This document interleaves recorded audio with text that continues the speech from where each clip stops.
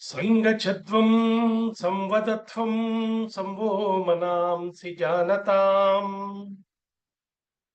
దేవాభాగం యథా పూర్వే సంజానానాం ఉపాస్మహే. పెద్దలందరికీ నమస్కారం. ఒక ప్రధానమైనటువంటి అంకాన్ని పూర్తి చేసుకుని ఉత్తర రామాయణంలోకి ప్రవేశిస్తున్నాం.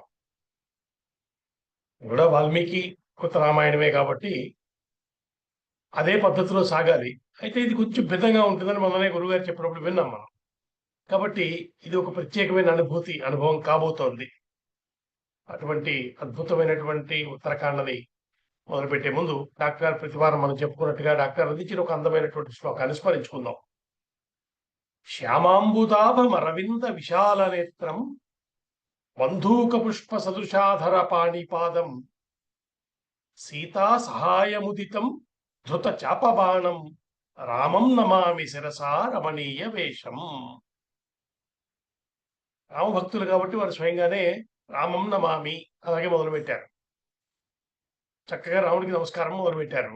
అయితే మధ్యలోకి వెళ్ళేటరికి చిత్రమైనటువంటి సీతా సహాయం ఉదితం అన్నప్పుడు అక్కడ వ్యాఖ్యానం చాలా అందంగా చెప్పారు.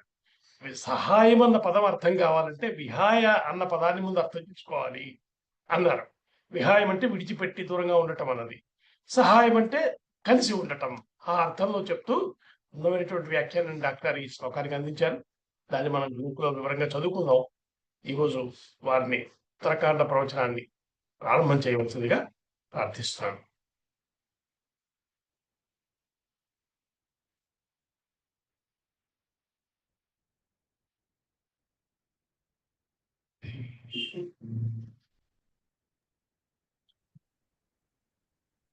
दोर्भिर्युक्ता चतुर्भिः स्फटिकमणिमयीम् अक्षमालां दधाना हस्तेनैकेन पद्मं सितमपि च सुखं पुस्तकं चापरेण भासाकुन्देन्दुशङ्खस्फटिकमणिनिभा समाना सा मे वाग्देवतेयं निवसतु वदने सर्वदा सुप्रसन्ना. सा मे वाग्देवतेयं निवसतु वदने सर्वदा सुप्रसन्ना. पूजन्तं राम रामेति मधुरं मधुराक्षरम् आरुह्य कविता शाखां वन्दे वाल्मीकि कोकिलम्. अन्तरायति विरोपशान्तये शान्तपावनवचिन्त्य वैभवं तं नरं वपुषि कुञ्जरं मुखे मन्महे किमपि తుందిలం మహా. గణపతికి నమస్కారం పెట్టుకోవడానికి కారణం ఏమిటంటే నవంబర్ 28 నుంచి మనకు ఒక 60 రోజుల పాటు విఘ్నం వచ్చే అవకాశం ఉంది. ఈ లోపుగా నిర్విఘ్నంగా ఉత్తరాఖండ్ని పూర్తి చేసుకునేటువంటి భాగ్యం మాకు ఇవ్వాలని ఆ గణపతిని కోరుతుంది. అప్పటికి మనం పూర్తి చేసుకుంటే ఇంకా 60 రోజుల మహాభారతం గురువుగారు చెప్పింది పూర్తయ్యాక మనం వేరొక కావ్యంలోకి వెళ్ళే అవకాశం ఉంటుంది. కాబట్టి మనకి ఎప్పుడైనా విఘ్నం వచ్చే అనుమానం ఉంటే కనుక తేదీలు మార్చేయడం జరుగుతుంది. అంటే బుధవారము ఆదివారం అనేటువంటి అంత ఖచ్చితమైనటువంటి నియమం పెట్టుకుంటే ముందుకు సాగదేమో అని భయం. అందుకని ఆయన అటువంటి విఘ్నాలు రాకుండా మా గణపతిని ఒకసారి ప్రార్థన చేసుకుని మనం ఇందులోకి దిగుతూ ఉన్నాం. అశేషలంకాపతి సైన్యహంత శ్రీరామ సేవైక సమగ్రకర్త అనేక దుఃఖాహత లోక గోప్తాత్వసౌ హనుమాన్ మమ సౌఖ్యకర్త. కలవు కపి వినాయకవు. వినాయకుడిని స్మరించుకున్నాక ఒకసారి ఆంజనేయ స్వామి కూడా నమస్కారం పెట్టుకున్నాం. వారిద్దరూ కలిసి మనని ముందుకు నడిపించాలి అని. ఒక అందమైనటువంటి శ్లోకం రామచంద్రుడి మీద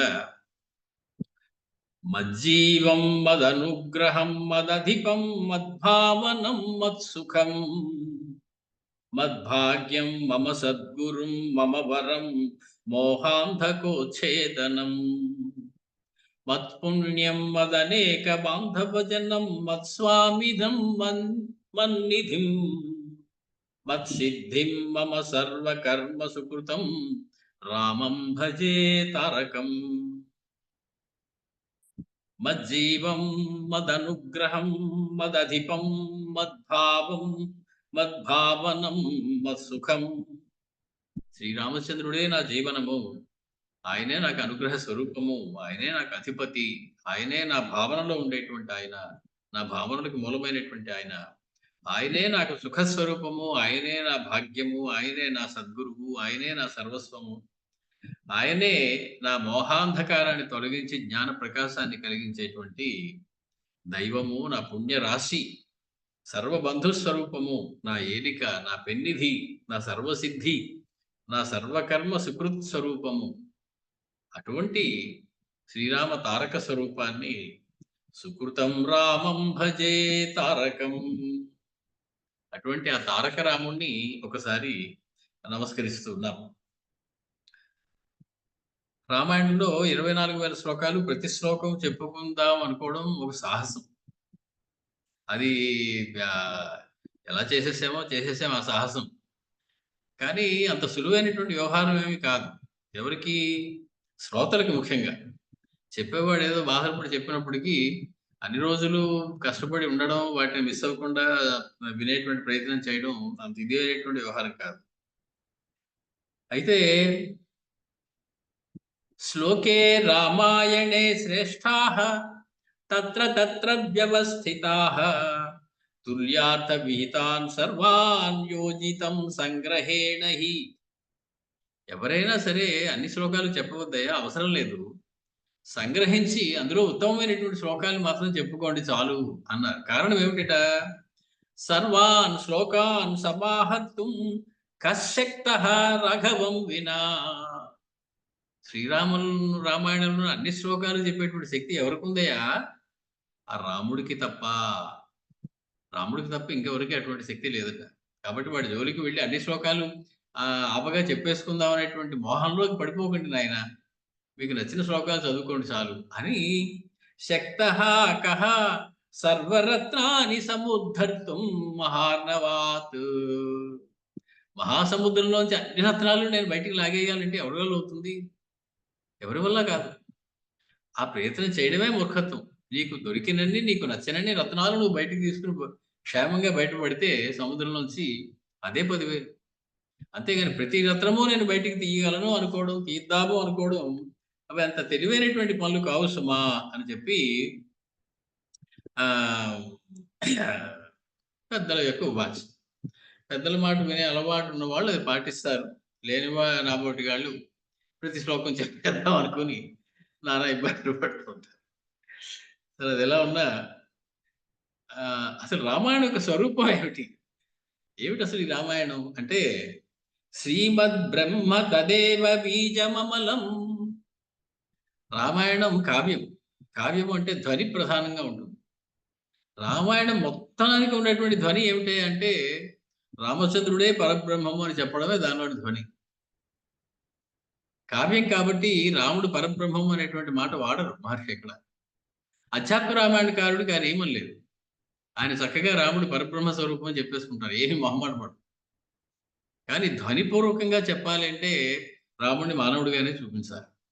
కానీ కాబట్టి మొత్తం రామాయణానికి బీజప్రాయమైనటువంటిది గింజ, మొలక ఎత్తైనటువంటి గింజ ఏది అంటే శ్రీమద్ బ్రహ్మ తదేవ బీజమమలం యస్యాంకురః చిన్మయః కాండైః సప్తభిరన్వితో అతివితతో ఋష్యాలవాలోదితః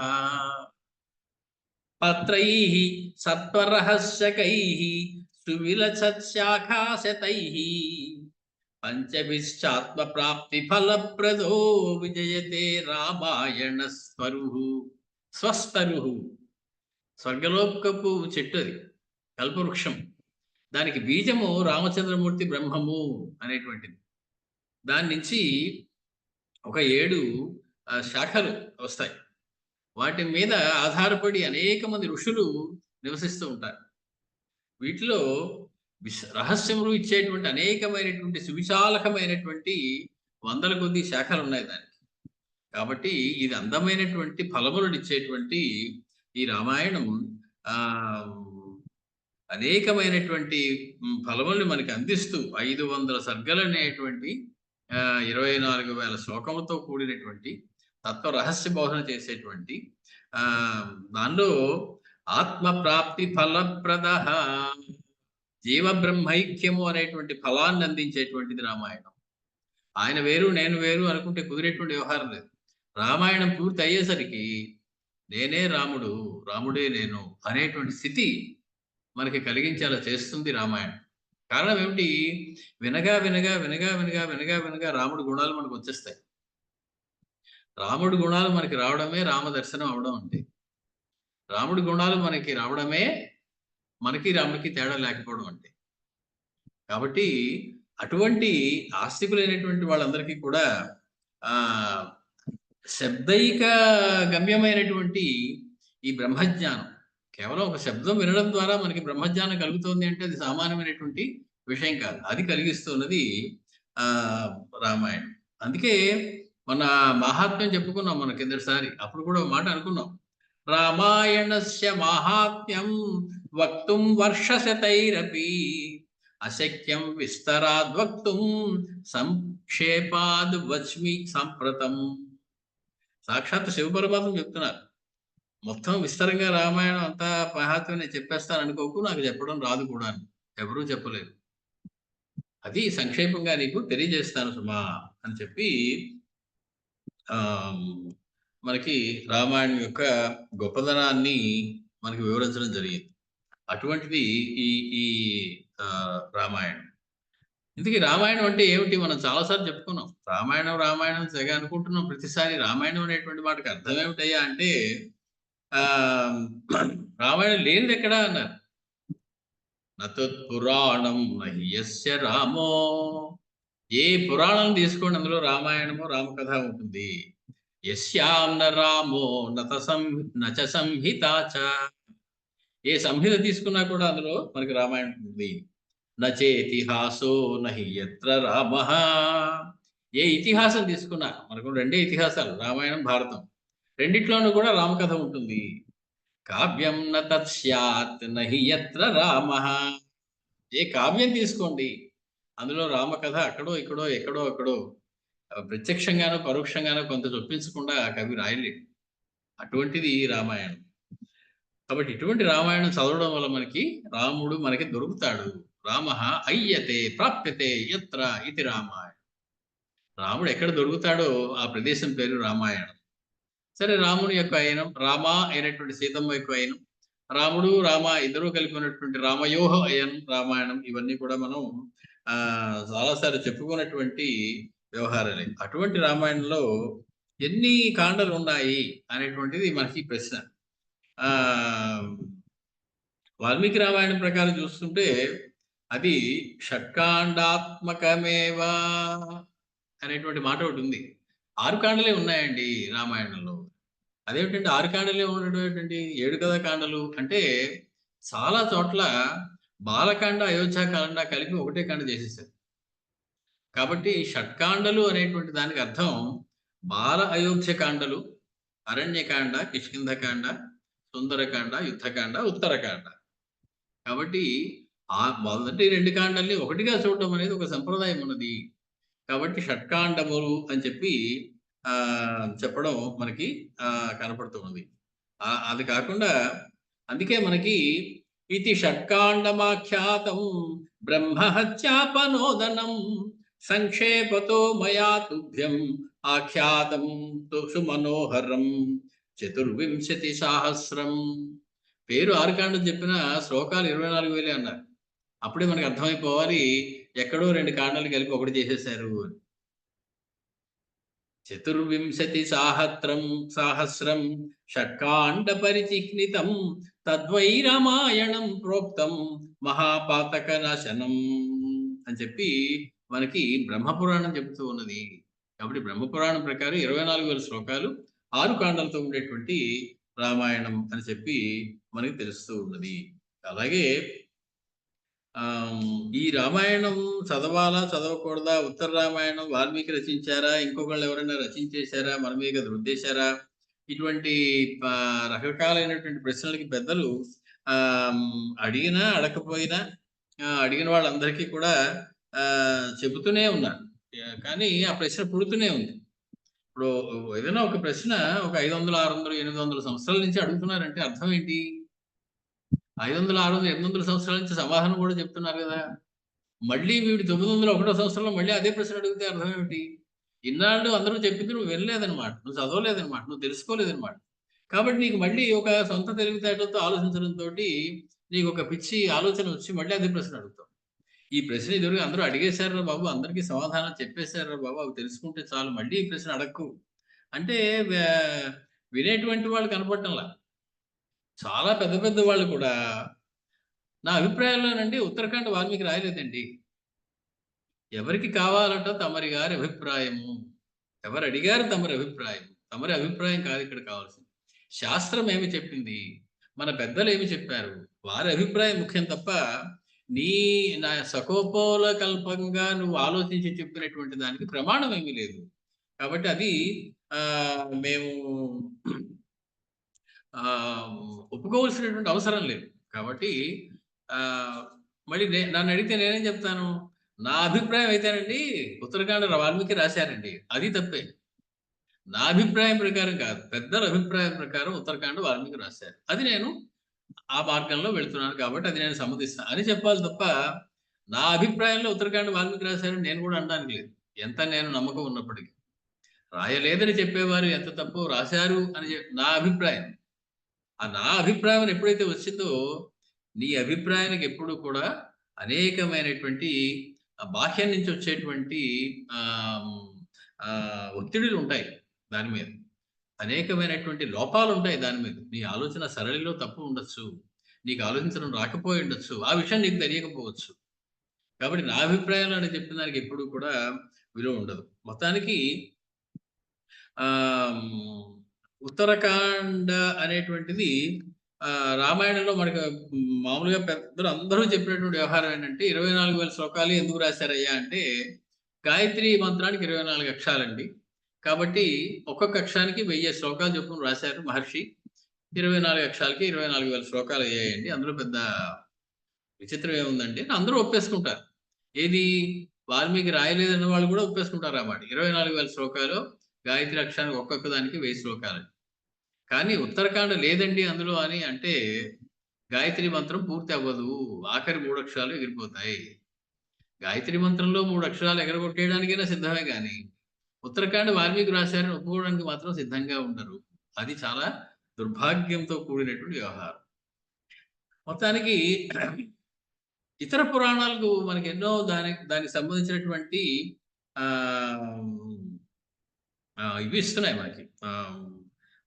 కొన్ని సూచనలు చేస్తూ ఉన్నాయి. ఉత్తర రామాయణం వాల్మీకి రాశారు అని చెప్పడం కోసం అనేకమైనటువంటి సూచనలు చేస్తూ ఉన్నాయి.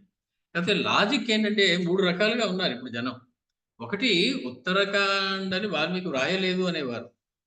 ఉత్తరాఖండ్ అని వాల్మీకే రాశారు అనేవారు. 2 ఉత్తరాఖండ్ అనేది అసలు ప్రక్షిప్తము లేదది. వాల్మీకి రాయలేదు, ఎవరూ రాయలేదు, అసలు రామాయణంలో భాగం కాదు అనేవారు కొంత. మొత్తానికి ఉత్తరాఖండ్ అని వాల్మీకే వ్రాశారు అని చెప్పేవాళ్ళు ఎందుకు అలా చెప్తున్నారు అంటే కొన్ని ముఖ్యమైనటువంటి విషయాలు మనం తెలుసుకుంటే అర్థమవుతుంది. ఒకటి 24,000 శ్లోకాలకి ఒక్కొక్క అక్షర గాయత్రి అక్షరానికి 1000 శ్లోకాలు చొప్పున అంటే అది కుదరదు. కాబట్టి 100కి 100 రూపాయలు ఉత్తరాఖండ్తో కలిపే చెప్పబడి ఉండాలి.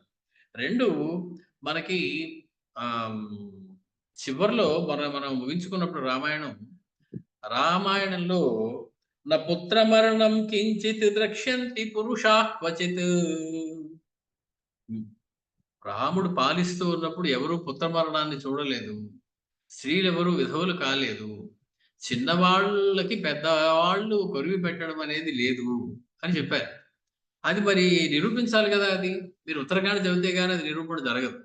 అలా చెప్పేసి వదిలేస్తే దానికి అది ఎలా జరిగింది అని మనకి తెలియాలి కదా. పైగా బ్రహ్మగారు ప్రత్యక్షమై వాల్మీకి మహర్షితో ఒక మాట చెప్పారు. రామస్య చరితం సర్వం కురు ఋషి సత్తమా. రామచరితంలో పట్టాభిషేకం దాకానే రాయను ఆయన, తర్వాత రాయకు అనలేదు ఆయన. రామచరితము సమస్తము రాయను. మరి ఉత్తరకాండ లేకపోతే సర్వము ఎలా అవుతుంది? సమస్తము ఎలా అవుతుంది? కాబట్టి వృత్తం కథయ వీరస్య యథా తే నారదాత్ శృతం. నారదుడు చెప్పినట్టు రాముడి యొక్క చరిత్రని మొత్తము వివరంగా రాయి అనగానే ఈయన కూర్చొని రామాయణం రాయడం మొదలెట్టారు. ఎలా మొదలెట్టారు? కృష్ణం రామాయణం కావ్యం ఈదృశైకరవాణ్యహం. రామాయణాన్ని నేను పూర్తిగా రాస్తాను అని చెప్పి సంకల్పం చేశారు. పూర్తిగా రాస్తాను అన్నప్పుడు ఏమేమి రాశారో కూడా ఆయన చెప్పేశారు.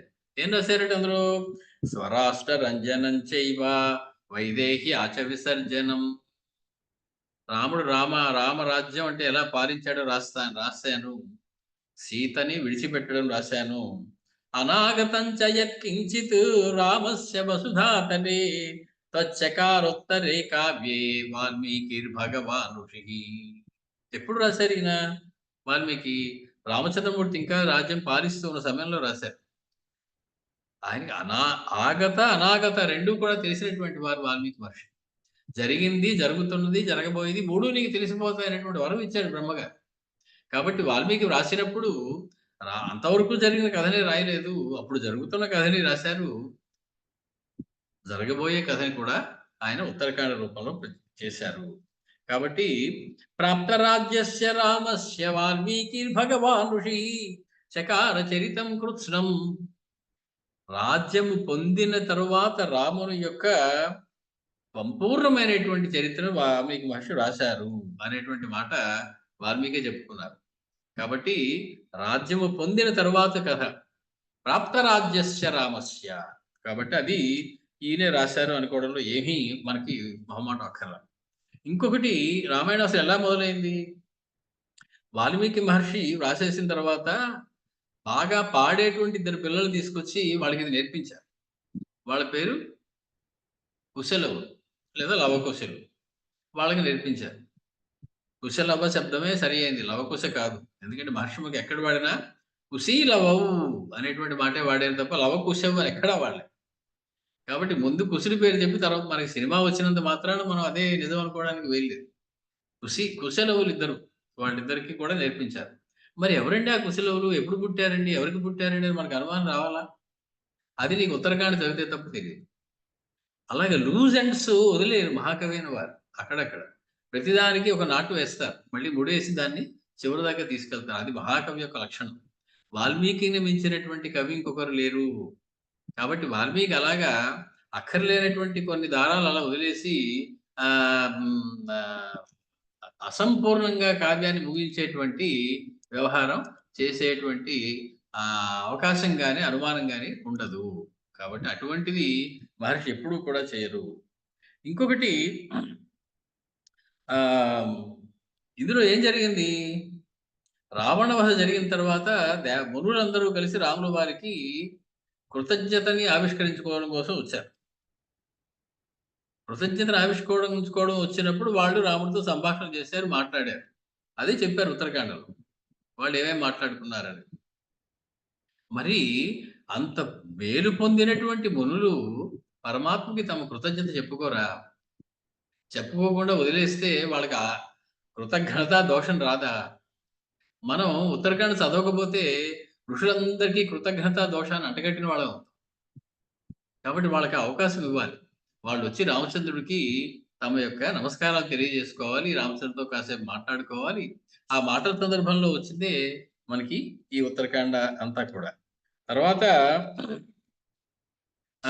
ఇంకొక విషయం కూడా ఏంటంటే, రామచంద్రుడి యొక్క అవతారం చెప్పారు. ఎంత అందంగా చెప్పారు. ఏదో యాగం చేయడం, ప్రజాపతి పురుషుడు రావడం, చక్కగా అవతారం చెప్పారు. అవతారం చెప్పిన ఆయన అవతారం సమాప్తి చెప్పక్కర్లేదా మరి? రాముడు అలా ఎల్లకాలం ఉండిపోయారా? 11,000 సంవత్సరాలే కదా ఆయన ఉంటా అన్నారు. 11,000 సంవత్సరాల తర్వాత ఆయన అవతార సమాప్తి చేశారా? చేయలేదా? చేస్తే ఎలా చేశారు? ఎవరెవరితో చేశారు? ఎప్పుడు చేశారు? అని సందేహాలు మనకి వచ్చి మిగిలిపోతాయిగా. అలా మిగలనివాడు మహాకవి. మనకి సందేహం మిగిల్చేలా రాసిన వాడు మహాకవి కాడు. మన సందేహం ప్రతిదీ నివృత్తి చేసేస్తాడు. కృష్ణ అవతారం చెప్పినప్పుడు భాగవతంలో కృష్ణ వైకుంఠ గమన లీల అని చెప్పి కృష్ణుడు మళ్ళీ తిరిగి వైకుంఠానికి వెళ్ళిపోవడం గురించి కూడా చెప్పారు. అవతార సమాప్తి గురించి కూడా చెప్పారు. మరి రామావతారంతో మొదలెట్టి రామావతార సమాప్తి చెప్పక్కర్లేదా? పాలించేశారండి అని చెప్పి ఊరుకుంటే సరిపోతుందా? పట్టాభిషేకం అయిపోయింది, పాలించేశారని చెప్పి అక్కడితో ఆపేస్తే ఏమన్నా సబబుగా ఉంటుందా అసలు? ప్రసక్తే లేదు. మహాకవి అటువంటి పనులు చేయరు. అవతారాన్ని ఎప్పుడైతే ప్రారంభం చేశారో, ఆ అవతారం ఏ రకంగా సమాప్తి చెందిందో కూడా మనకి అందంగా చెప్పి, మనకి ఎటువంటి సందేహం లేకుండా ఉండేలా చేస్తారు. కాకపోతే వాల్మీకి రాయలేదు అని తలమొత్తుకుంటున్నటువంటి అనేకులకి వాళ్ళకున్నటువంటి ఒకే బలం ఏమిటయ్యా అంటే, ఈ రామాయణ శ్లోకాల్లోగా ఉన్నట్లుగా ఉత్తరాఖండ్ శ్లోకాలు ఉండవండి. శైలిలో భేదం ఉంది. అక్కడ ఉన్నంత రమ్యంగా, అందంగా సాహిత్య విలువలతోటి ఇందులో శ్లోకాలు మాకు కనపడటం లేదు. కాబట్టి ఇది వేరే వాళ్ళు ఎవరైనా రాసుండాలి. లేదా ఇది మొత్తం ప్రక్షిప్తం అయి ఉండాలి. అసలు జరగకుండా ఉండాలి అని చెప్పి మనకు నచ్చని ప్రతీది ప్రక్షిప్తమే కదా! నచ్చితే ఎటువంటిదైనా తీసుకుంటాం. నచ్చకపోతే అబ్బాయి మేము నమ్మం, ప్రక్షిప్తం ఎవరో రాసేసారని. ఆశ్చర్యం, బాలకాండ మొత్తం ప్రక్షిప్తం అనేటువంటి వాళ్ళున్నారు. మరి రామాయణ కథ ఎక్కడ మొదలైందో, ఎలా మొదలైందో నాకు అర్థం అవ్వట్లేదు. బాలకాండే ప్రక్షిప్తం చేసేసి అయోధ్యకాండతో మొదలెడితే అడ్డదిడ్డంగా అంతకన్నా బుద్ధినిందనం ఎక్కడ ఉంటుంది? బాలకాండని ప్రక్షిప్తం అనేటువంటి వాళ్ళున్నారు. రామాయణంలో అనేక సన్నివేశాలు ప్రక్షిప్తం అనేటువంటి వాళ్ళున్నారు. కాబట్టి మనకి నచ్చని ప్రతీది ప్రక్షిప్తం అనుకుంటే కుదరదు. దానికి కొన్ని ఆహ్, శాస్త్రీయమైనటువంటి పద్ధతులుంటాయి. ఏది ప్రక్షిప్తము, ఏది ప్రక్షిప్తం కాదు అని నిర్ణయించడానికి. మన స్వకపోల బుద్ధితోటి నిర్ణయించేటువంటి వ్యవహారం కాదది. మొత్తానికి మరి శ్లోకాల లక్షణంలో తేడా ఎందుకొచ్చిందండి? అంటే ఒక మహాకవి ఎంత మహాకవి అయినా కావచ్చు. మొదలుపెట్టినప్పుడు రాసినటువంటి పట్టు చివరిలోకి వచ్చేటప్పటికి ఆ పట్టు కొంచెం తగ్గుతుంది. ఆ రసపోషణ కొంచెం తగ్గుతుంది. ఎంత మహాకవి అయినా కావచ్చు. అందుకే మనుచరిత్ర తీసుకోండి, మీకు ఆ వరూధిని వృత్తాంతం అవి చెప్పినప్పుడు ఉన్నటువంటి రసము, ఆ పట్టు చివరికి వెళ్ళేటప్పుడు కొంచెం తగ్గుతుంది. మరి అలసాని పెద్దన్న గారిని సామాన్యమైన కవి అనడానికి లేదు. కాబట్టి మనకి దశమ స్కంధంలో ఉన్నంత అందమైనటువంటి శ్లోకాలు మనకి చివరికి 11, 12 శ్లోకాల్లో కనపడవు. అక్కడ ఉండేటువంటి శైలి వేరు. అక్కడ ఉండేటువంటి భాష వేరు. మొత్తం భాగవతం అంతా కూడా సమాధి భాష అంటారు గురువుగారు. కాబట్టి ఇక్కడ ఉన్నటువంటి ఆ మాధుర్యము, ఆ మార్దవము ప్రతి చోట ఉండాలి అని కోరుకోవడానికి అవకాశం లేదు. ఇంకొకటి, ప్రతి శ్లోకంలోనూ కూడా ఏదో ఒక గమ్మత్తు, చమత్కారము అన్ని పెట్టేస్తే అది సత్కావ్యం అనిపించుకోదు. నిజంగా సత్కావ్యం అయితే కొన్ని శ్లోకాలే బాగుండాలి. అన్నీ బాగుంటే తల బదలైపోతుంది. ప్రతి శ్లోకాన్ని బదులు కొట్టుకునేటప్పుడు. కాబట్టి ఎంత మహాకవి రచించినా అందులో మనకి నచ్చినటువంటి అందమైనటువంటి శ్లోకాలు కొన్నే ఉంటాయి. భాగవతమైన, రామాయణమైన, మహాభారతమైనప్పటికీ కూడా. ప్రతి శ్లోకంలోనూ ఏదో విచిత్రం ఉంది, ఏదో చమత్కారం ఉంది, ఏదో అంతరార్థం ఉంది అని వెతికి దాన్ని చీల్చి చెండాడితే దొరకపోవచ్చు. అంత మాత్రం చేత ఆ కవి సరిగ్గా రాయలేదు అనడానికి లేదు. ఎప్పుడు ఏ రకమైనటువంటి లోతు ఉండాలి ఆ శ్లోకంలో, ఎప్పుడు ఏ రకమైనటువంటి రసపోషణ చేయాలి, అది తెలిసిన వాడు మహాకవి. అక్కర్లేని ప్రతి చోట కూడా రసావిష్కారం చేసేసి బోల్డంత వేదాంతార్థాన్ని నింపేస్తే అది చదువురికి ఎక్కదది. అది సత్కావ్యం అని కూడా అనిపించుకోదు. కాబట్టి ఈ వాక్య చమకృతి గాని, లేదా ఈ రసపోషణ గాని చివరికి వచ్చేటప్పుడు కొంచెం తేడాగా ఉన్నది అని అనుకోవడంలో తప్పు లేదు. 1, 2 శ్లోకాలు ప్రక్షిప్తము అనేటువంటి వాళ్ళు కొంతమంది ఉన్నారు. వాళ్ళనేం అనలేం. మొత్తము కాండయే ప్రక్షిప్తము అనేటువంటి వాళ్ళకి చేతులెత్తి నమస్కారం పట్టే తప్ప ఏమి చేయలేం. కాబట్టి ఈ రకమైనటువంటి ఈ జాడ్యాలన్నీ ఉన్నాయి దీని యందు. కాబట్టి ఉత్తరకాండ అనగానే అది వాల్మీకి రాయలేదండి అనేవాళ్ళు కొందరు. అది చదవాలండి, చదవకూడదా అండి? కొందరేమో ఉత్తరాఖండ్ చదవకూడదంటారండి. ఇలా చెప్పేటువంటి వాళ్ళు కొందరు. కారణం ఎందుకొచ్చింది ఇది? ఉత్తరాఖండ చదవకూడదు అనేటువంటి వ్యవహారం ఎందుకొచ్చిందయ్యా అంటే, ఉత్తరాఖండ్‌లో రామచంద్రమూర్తి అవతార సమాప్తి గురించి చెప్తారు. ఉత్తరాఖండలో సీతా పరిత్యాగం గురించి చెప్తారు. ఇవి 2 మనకు నచ్చవు. 6 కాండల పాటు సీతారాముల అవిభేదం అని, వాళ్ళిద్దరూ ఆయన సూర్యుడు, ఈవిడ వర్చస్సు, ఈవిడ ఇది అన్నీ చెప్పి చివరిలో రామచంద్రమూర్తి సీతను పరిత్యజించాడు అని చెబితే తీసుకోవడానికి సిద్ధంగా ఉండదు మధ్యతరగతి మనస్తత్వం అని. కానీ వాల్మీకి మహర్షి ఉన్నది ఉన్నట్టు చెప్పాడు. నతే వాగ్ అనృతా భవే, నీ వాక్కులో అబద్ధము రాదు అనేటువంటి వరం ఒకటి ఉంది ఆయన బ్రహ్మగారి ఇచ్చింది. కాబట్టి ఆయన ఉన్నది ఉన్నట్టు చెప్పేశారు. నిజంగా రామచంద్రమూర్తిని మీద అసలు మీరెవరు వేలు పెట్టకుండా ఉండాలంటే ఏం చేయాలి? సీతారాములు చక్కగా ఉన్నారు, ఎప్పుడు విడిపోలేదు, అన్యోన్యంగా ఉండాలని చెప్పి ముగించాలి. అబద్ధం అండి. అలా జరగలేదు. కాబట్టి అలా రాసేశారు ఆయన. ఎలా జరిగిందో అలాగే రాశారు. కాబట్టి అది చదవచ్చా? చదవకూడదా? అంటే కొంతమంది ఏం చెప్తారంటే, రామాయణంతో పాటుగా వరుసగా దాన్ని చదివేయకూడదండి. మధ్యలో కొంచెం ఆహ్, ఖాళీ ఇచ్చి, ఆలస్యం ఇచ్చి చదివితే బావుంటుందండి అని కొందరంటే, కొందరేమంటారంటే, లేదండి చదవచ్చు. చదివిన తరువాత మళ్ళీ ఒక్కసారి సీతా కళ్యాణం దాకా మనం చదవవలసి ఉంటుంది అనేటువంటి మాట కూడా మనకి చెప్తూ ఉంటారు. ఇది ఎందుకొచ్చింది? చదవకూడదు అనేటువంటి మాట ఎవరు చెప్పారు? ఎందుకొచ్చిందంటే, మనకి బ్రహ్మాండ పురాణంలోనే ఈ మాటుంది. ఆశ్చర్యం. పురాణాలు చెప్పేటువంటి మనం ఒకసారి ఒకలా చెప్పాయి, ఇంకోసారి ఇంకోలా చెప్పాయి ఏమిటని మనకి భయపెట్టేసేటట్టుగా ఉంటాయి. కానీ జాగ్రత్తగా సమన్వయ సరస్వతులు లాంటి వాళ్ళు చెప్తే తప్ప మనకు అది అర్థం అవ్వదు. అది అప్పుడు అలా ఎందుకు చెప్పారు? ఇప్పుడు ఇలా ఎందుకు చెప్పారు? ఇది మనకి భయపెట్టేటువంటి శ్లోకం చూడండి ఎలా ఉంటుందో. ఆహ్, అది బ్రహ్మాండ పురాణంలో ఏకపంచాశదుత్తర శతతమాధ్యాయంలో ఉందట. సనత్ కుమారుడితోటి శివుడు చెప్తూ ఉన్నాడు. ఏమని? ఆచార్యాః కేచివుచుర్వై పరమార్థ ప్రకాశకాః ఇత్యారభ్య ఉత్తరకాండం ఇత్యేక గ్రంథమస్తి శ్రూయమాణే త్వేతి తన్న గ్రాహ్యం ఇత్యర్థేన. ఇది కొంతమంది ఆచార్యులు ఇలా చెప్తున్నారయ్యా అని శివుడు చెప్తున్నాడు సనత్ కుమారుడితో. ఏమని? దేవాలయేషు సర్వేషు నవరాత్రాదిషు ద్విజ తథా అన్యేషు చ సర్వేషు వ్రత ఉద్యాపన కర్మసు ఉత్తరః నైవ పాఠ్యః. దేవాలయాల్లో గాని, మంచి ఉత్సవాలు జరుగుతున్నప్పుడు గాని, ఇళ్లల్లో గాని ఉత్తరకాండని చదవకూడదు. నైవ పాఠ్యః స్యాత్ నైవ శ్రావ్యః. చదవకూడదు, అవతలవాడు వినకూడదు. కదాచన ఇది ప్రతిపాదనం దృశ్యతే. అటువంటి ఎప్పుడు కూడా అలా చేయకండి, ఉత్తరకాండని వినకండి, చదవకండి అనేటువంటి మాట ఒకటి మనం వింటూ ఉంటాం. అది సరైనటువంటి పద్ధతి కాదు. కారణం అక్కడ చెప్పింది ఏమిటి అంటే, కేవలం అదొకటే చదివి ఊరుకోకండి అని చెప్పడం కోసం చెప్పినటువంటి మాటే తప్ప, చదవకూడదు, వినకూడదు అని అర్థం కాదయ్యా. అందుకనే ఉత్తరకాండం పూర్తి చేసిన వెంటనే అందులో సీతా త్యాగం తోటి ముగుస్తుంది. సీతా త్యాగం దాకా వెళ్తుంది. రామావతార పరిసమాప్తి ఇవన్నీ ఉంటాయి. కాబట్టి రాము పట్టాభిషేకం చేసేసిన తర్వాత ఉత్తరకాండ చదివినప్పటికీ కూడా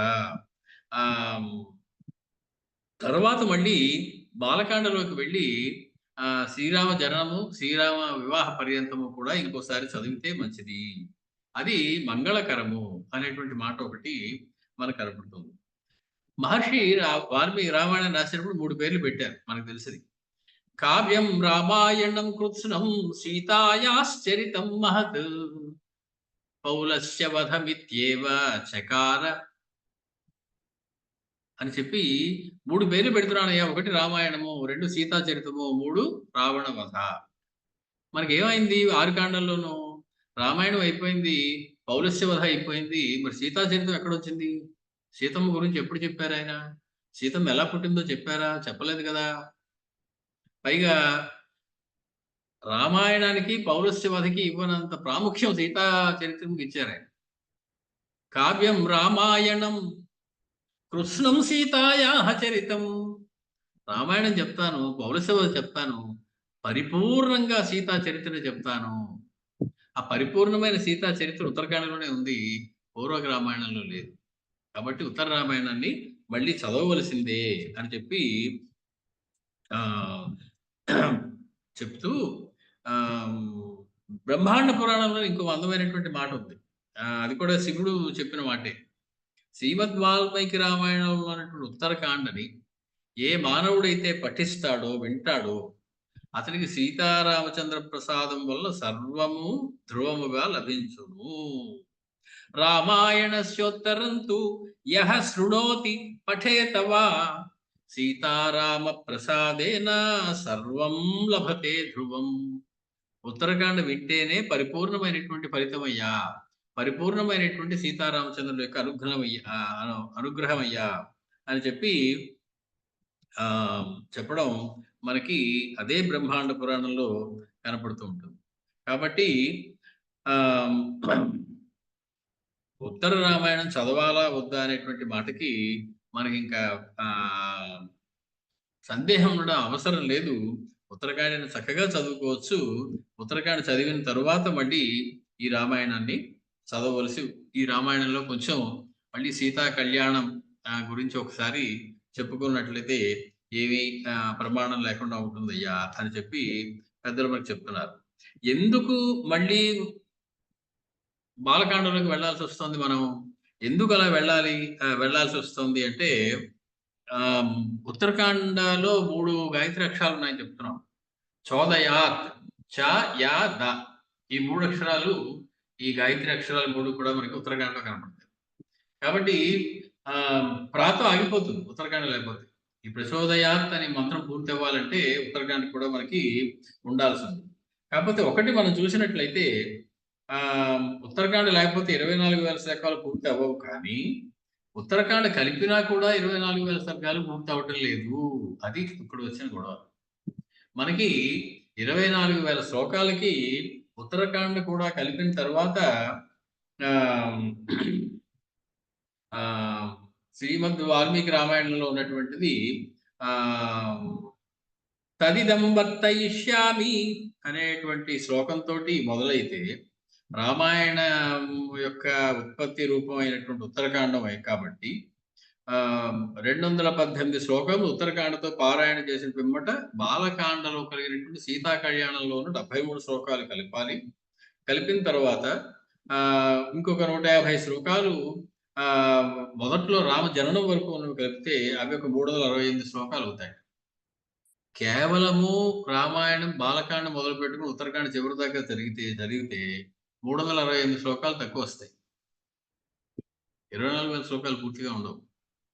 అందుకని ఏం చెప్తున్నారు మహర్షి ప్రణాళిక ఏమిటయ్యా అంటే, ఉత్తరకాండ పూర్తి చేశాక ఇంకా 360 శ్లోకాలు బాలకాండలోకి వెళ్ళి చదువు, అప్పుడు 24,000 శ్లోకాలు పూర్తవుతాయి. లేకపోతే పూర్తి కావు, తక్కువ వస్తాయి కొంచెం. కాబట్టి మహర్షి వేసినటువంటి ప్రణాళికది. కారణం ఏమిటి? ఆ 368 శ్లోకాలు మంగళప్రదమైనవి, నీకు మనసుకి శాంతినిచ్చేవి, నీకు ప్రశాంతతనిచ్చేవి. రాముడు సీతమ్మను వదిలేశాడని చెప్పి పుస్తకం మూసేసి విచారంగా కృంగిపోతూ ఉండే కన్నా మళ్ళీ ఒక్కసారి రామ జననం సీతా కళ్యాణం కనుక తెలుసుకున్నట్లయితే మనసు ప్రశాంతంగా నిండిపోయింది. అదే గుర్తుండిపోతుంది చివరికి. సీతా కళ్యాణం గుర్తుండిపోతుంది, రామ జననం గుర్తుండిపోతుంది. కాబట్టి మహర్షి వేసిన ప్రణాళిక ఎలాంటిది? 24,000 శ్లోకాలలో 365 శ్లోకాలను మళ్ళీ బాలకాండలోంచి తెచ్చి దీన్ని కలుపుకుంటే తప్ప పూర్తవుతుంది. అందుకని ఉత్తరకాండ పూర్తి చేశాక మళ్ళీ బాలకాండలో ఒక్కసారి సీతా కళ్యాణ సర్గం చదువుకోవాలి అనేటువంటి మాట చెప్తారు. ఇది మనం పెట్టుకున్నటువంటి నిబంధన కాదు, వాల్మీకి మహర్షి ఏర్పాటు చేసినటువంటి ఒక ప్రణాళిక. ఎందుకని మంగళాదీని మంగళమధ్యాని మంగళాంతాని, ఏదైనా సరే కావ్యం మంగళంగా శుభంగా మొదలవ్వాలి, మధ్యలో అంతా మంగళప్రదమైనది ఉండాలి, చివరిలో మంగళప్రదంగా పూర్తి అవ్వాలి. రామ అవతార సమాప్తి మంగళప్రదమని ఎవరు అనుకోరు రామభక్తులు. సీతా పరిత్యాగము మంగళకరము అని రామభక్తులు ఎవరు అనుకోరు. వాళ్ళకి ఆ బాధ కలిగి ఏడుస్తూ ఉంటారు. అందుకే చెప్తారు, మహర్షి వాల్మీకి రామాయణం రాసేసాక ఊళ్ళోకి వెళ్ళి చూశారు, అందరూ దుఃఖాలతో ఏడుస్తూ ఉన్నారు. ఇప్పుడు ఏ ఇంట్లో కూడా దీపం వెలగటం లేదు. ఏమిటారా అంటే, మేము అందరూ వాల్మీకి రామాయణం చదివామండి, పాపం సీతమ్మ అండి, పాపం రామచంద్రమూర్తి అండి, అవతారం అండి, సమాప్తి అండి. ఏమిటో నేను ఇన్నాళ్ళు ఇంత కష్టపడి రాస్తే వీళ్ళందరినీ ఏడిపించడం కోసం రాశాను నేను. నాది చదివి సంతోషంగా ఆనందంగా ఉండాలి కానీ ఏడుస్తున్నారేమిటి జనం అంటే కారణం ఏమిటి? వాళ్ళు సీతా పరిత్యాగాన్ని కానీ రామ అవతార సమాప్తిని కానీ తట్టుకోలేకపోతున్నారు నిజమైన భక్తులు కాబట్టి. అందుకని ఆయన ఏం చేశారు, ఆనంద రామాయణం అని మరింకో రామాయణం రాశారు. అది చదివితే అందరూ డబ్బులు పక్కపక్కలు ఏకైకలు చాలా సంతోషం. మనకు కూడా ఎప్పుడైనా చెప్పుకోవచ్చు. అది కూడా చాలా అందమైనటువంటి రామాయణం. అది వాల్మీకి రాసిందే. ఆనంద రామాయణంలో రాముడు రాజ్యం చేస్తూ ఉన్నప్పుడు జరిగినటువంటి అనేకమైనటువంటి హాస్య పూరితమైనటువంటి సంఘటనలు బోలెడుంటాయి అందులో. చాలా నవ్వొచ్చేవే ఉంటాయి. అది ఆనంద రామాయణం. కానీ ఆనంద రామాయణం రాసే ముందు ఏం చేశారాయన, మీరు బాధపడుతున్నారు కాబట్టి మంగళంగా ఇది సమాప్తి చేయాలి అనేటువంటి ఉద్దేశంతో నేను ఒక విధిస్తున్నాను మీకు. మళ్ళీ ఒకసారి సీతా కళ్యాణము, రామ జననము కూడా చదవండి అని చెప్పడం మనకి కనపడుతూ ఉన్నది. మొత్తానికి ఏదో ఒక రూపంలో రామచంద్రమూర్తిని తలుచుకోవడం, ఆయన పేరుని పలకడం, ఆయన కథని వినడం, లేదా కథని వ్రాయడం, లేదా రామకోటి వ్రాయడం, నామాన్ని వ్రాయడం, ఇవి ఏదైనప్పటికీ కూడా ఇవన్నీ ఉపాసనలో భాగాలే. రామోపాసనలోని భాగాలే. రామచంద్రమూర్తి మీద విపరీతమైన భక్తి ఉండి ఆయన అవతార సమాప్తిని తట్టుకోలేకపోవడం ఏదైతే ఉన్నదో, అది మహాభక్తులకి ఆహ్, దానికి నారదుడు భక్తి సూత్రాల్లో ఒక అందమైన మాట చెప్తాడు నారదుడు. పునర్విశ్లేష భీరుత్వం. భక్తుడైనటువంటి వాడు భగవంతుడు మళ్ళీ నాకు కనపడకుండా పోతాడేమో అని బాధపడిపోతూ ఉంటాడు ఎప్పుడు. అంటే ఒకసారి కనపడ్డాడనమాట. ఒకసారి రాముడితో ఉన్నావనమాట నువ్వు. మళ్ళీ కనపడకుండా వెళ్ళిపోతాడేమో, మళ్ళీ దూరం అయిపోతాడేమో అని బాధపడుతూ ఉంటాడు ఎప్పుడు. అంటే నిత్యము భగవంతుడితో గడపాలి. రాముడికి దూరం అవ్వకూడదు.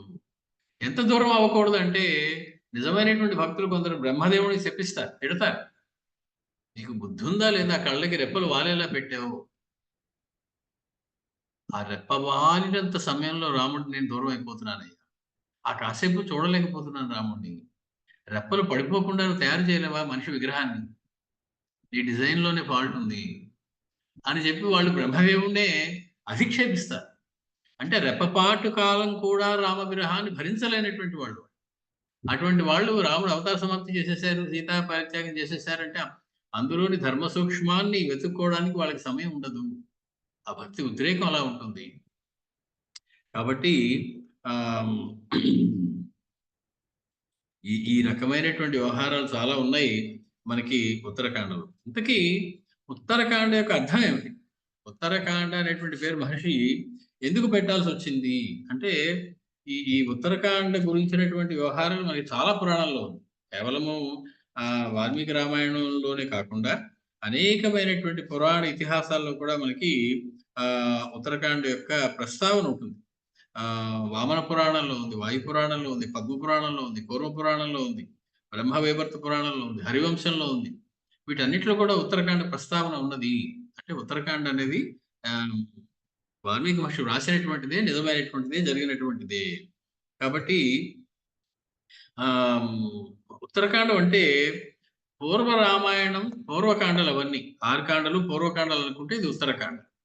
ఏదైనా పూర్వ, ఉత్తరగా భావిస్తారు. ముందుది, వెనకది అని.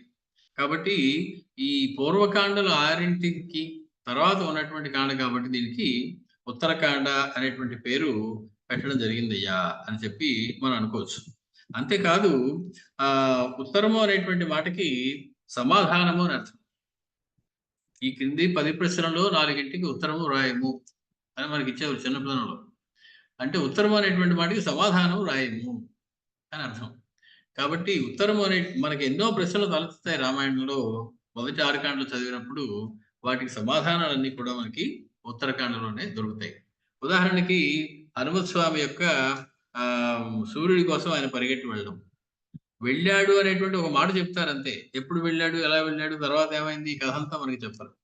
అలాగే రావణాసుడి యొక్క జన్మ వృత్తాంతం అంతా మనకు తెలీదు. మేఘనాథుడి యొక్క గొప్పతనం ఎందుకు వాడంత గొప్పవాడైపోయాడు? మేఘనాథుడితోటి యుద్ధం చేలో పడినన్ని కష్టాలు ఎప్పుడూ ఎవరు పడలేదు రామసేన. కాబట్టి వాడికి అంతటి శక్తి ఎలా వచ్చింది? రావణ బ్రహ్మ యొక్క పుట్టుపూర్వోత్తరాలేమిటి? సీతాదేవి ఎలాగా ఎవరికి పుట్టింది? ఎలా పుట్టింది? ఎప్పుడు పుట్టింది? వేదవతి యొక్క వృత్తాంతం ఏమిటి? ఇవన్నీ మనకి పూర్వ రామాయణంలో చెప్పలేదు మహర్షి. అప్పుడు ఆయన చెప్పదలుచుకున్నది, చెప్పింది అంతా కూడా అప్పుడు జరుగుతున్నటువంటి కథ గురించి. కానీ పురాతన చరిత్రలోకి ఆయన వెళ్ళల. జరిగినది, జరుగుతున్నది, జరగబోయేది చెప్పారు గానీ, రామాయణం కన్నా ముందు జరిగినవేమిటి?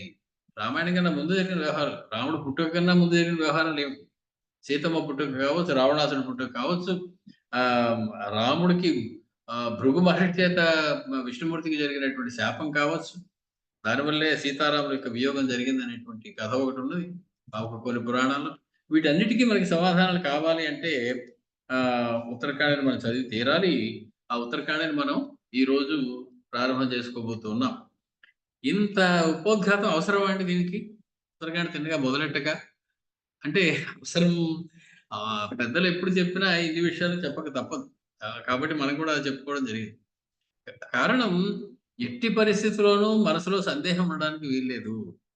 ఉత్తరకాండ వాల్మీకి మహర్షి రాయలేదు అనేటువంటి సందేహం మనకు ఉన్నట్లయితే, ఆ సందేహంతో ఉత్తరకాండ చదివినట్లయితే దానివల్ల ఎట్టి ఫలితము ఉండదు.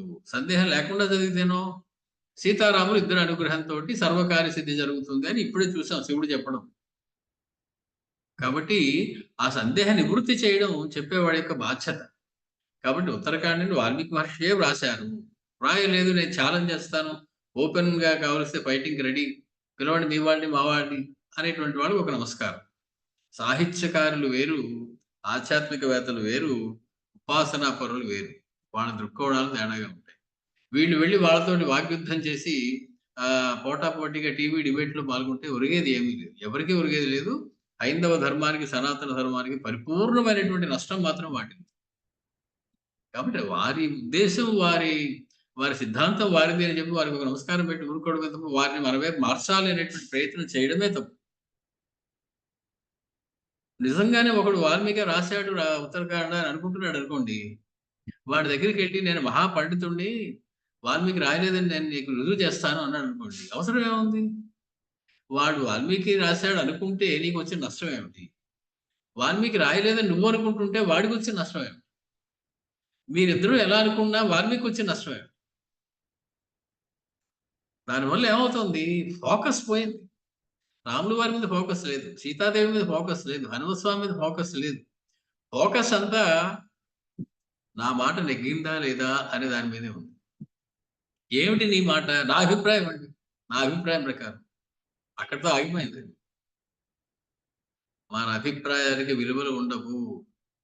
మన శరీరమే అశాశ్వతం. మన అభిప్రాయం ఇంకెంత అశాశ్వతం ఆలోచించండి.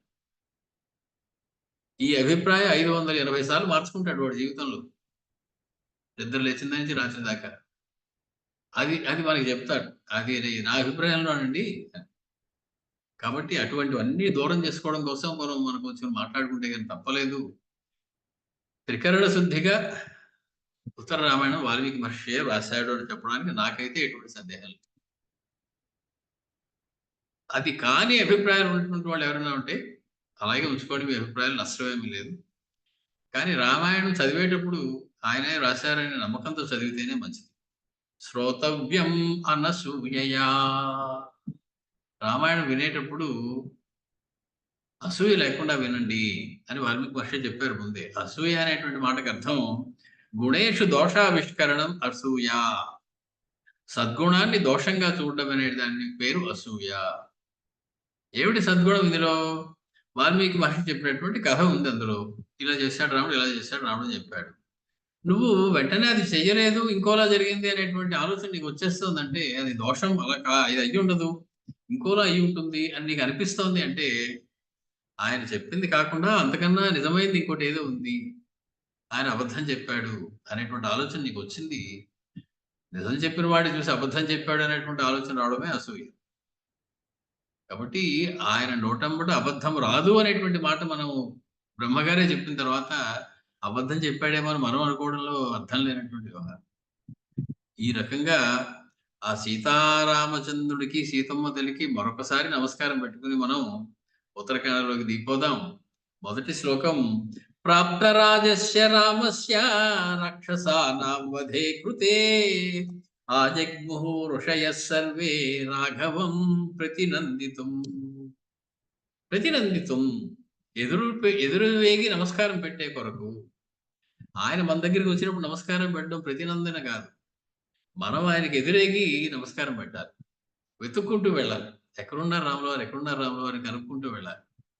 అలాగా రాముల వారిని వెతుక్కుంటూ ఆయన దగ్గరికి వెళ్ళి నమస్కారం పెడదామనేటువంటి ఉద్దేశంతో ఋషయః సర్వే, సమస్తమైనటువంటి ఋషులు కూడా రాముడి దగ్గరికి వచ్చారు. ఎప్పుడు? రాక్షసానాం వధే కృతే, రాక్షసుల వధంతా అయిపోయిన తరువాత. ప్రాప్త రాజ్యస్య రామస్య.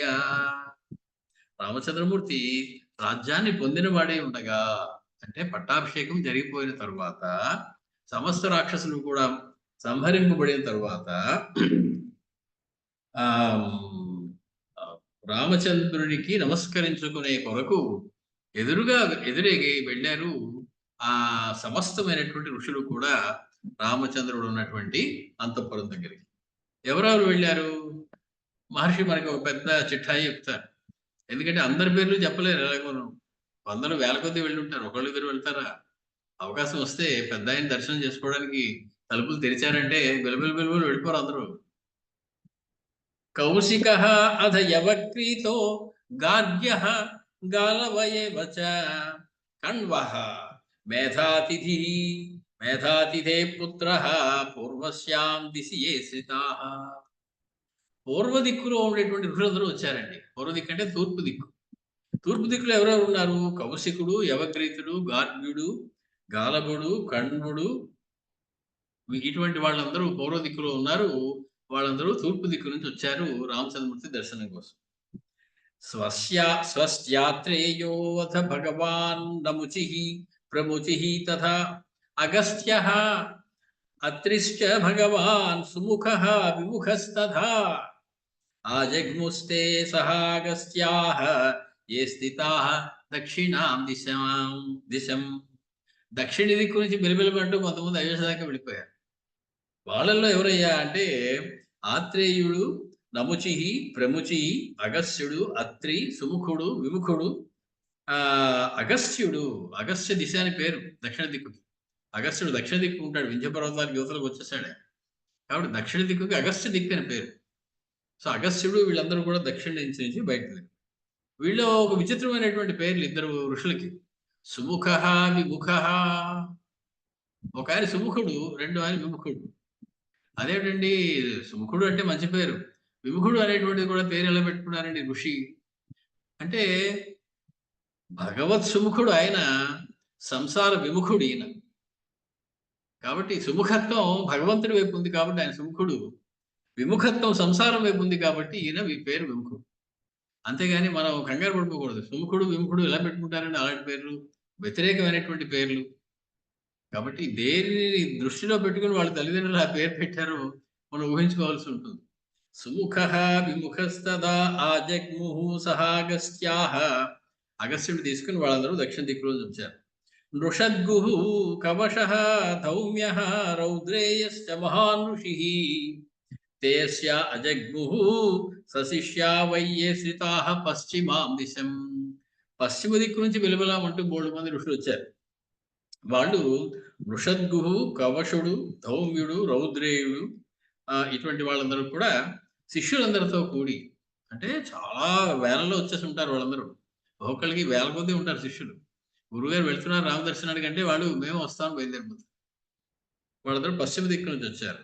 ఇక వశిష్ఠ, కశ్యప, అధ అత్రి, విశ్వామిత్ర, సగౌతమ, జమదగ్ని, భరద్వాజ తేపి సప్తర్షయస్తథా.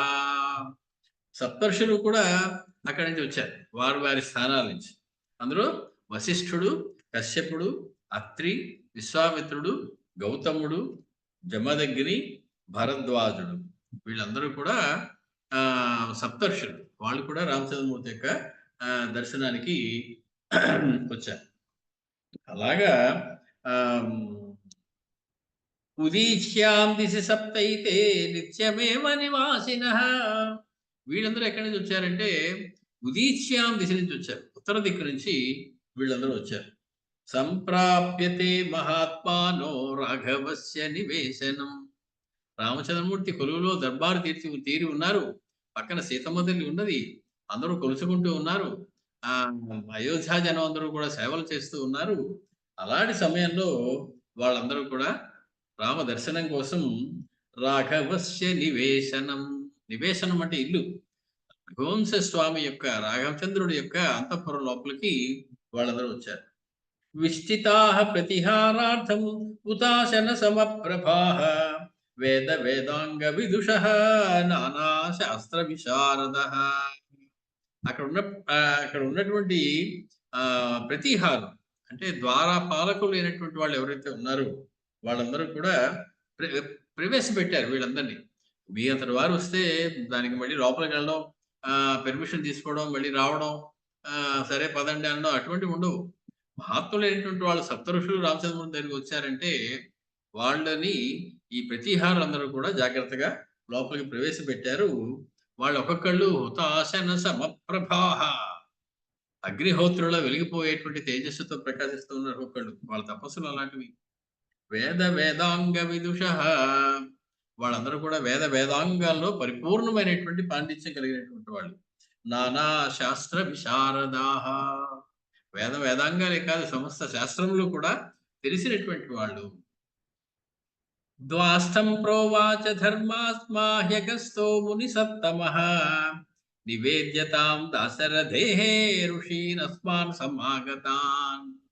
కొన్ని కక్షలు దాటి అలా లోపలికి వెళ్ళాక ఆ ప్రతిహారుడితోటి అగస్త్య మహర్షి పిలిచి ఆపి చెప్తున్నారు, నాయనా నువ్వు ఇక్కడి నుంచి నువ్వు లోపలికి వెళ్ళి దాశరథే నివేద్యతాం, దాశరథి అయినటువంటి ఆ రామచంద్రమూర్తికి తెలియజేయ్యా, ఋషీన్ అస్మాన్ సమాగతాన్, మేమందరము ఋషులము కూడా రామచంద్రమూర్తి దర్శనం కోసం వచ్చాము అనేటువంటి మాటని రామచంద్రమూర్తికి నువ్వు తెలియజేయి నాయన అని చెప్పి అగస్త్య మహర్షి చెప్తూ ఉన్నారు.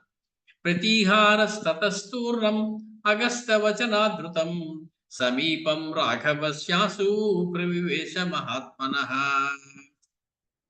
మొత్తానికి ఈ మాట వినగానే ప్రతిహారుడు పరుగున లోపలికి వెళ్ళాడు.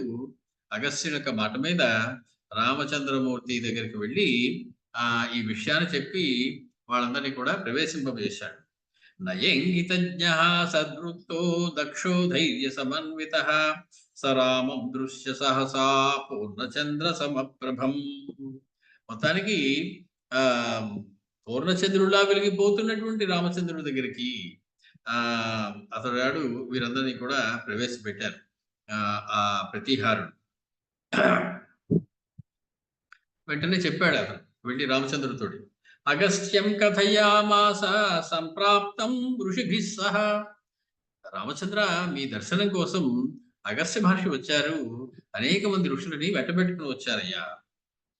శ్రుత్వా ప్రాప్తాన్ మునీం తాం తు బాల సూర్య సమప్రభాన్, ఒక్కొక్కడు ఒక్కొక్క సూర్యుడిలా వెలిగిపోతున్నటువంటి తేజస్సుతో కూడి ఉన్న ఆ ఋషులందరినీ వచ్చారు అనేటువంటి విషయాన్ని తెలుసుకున్నటువంటి రామచంద్రమూర్తి ప్రత్యువాచ తపోద్వాస్థం ప్రవేశయ యథాసుఖం, ఎక్కువ ఆలస్యం చేయకుండా వెంటనే వాళ్ళని ప్రవేశపెట్టు అని రామచంద్రమూర్తి ఆజ్ఞాపించారు.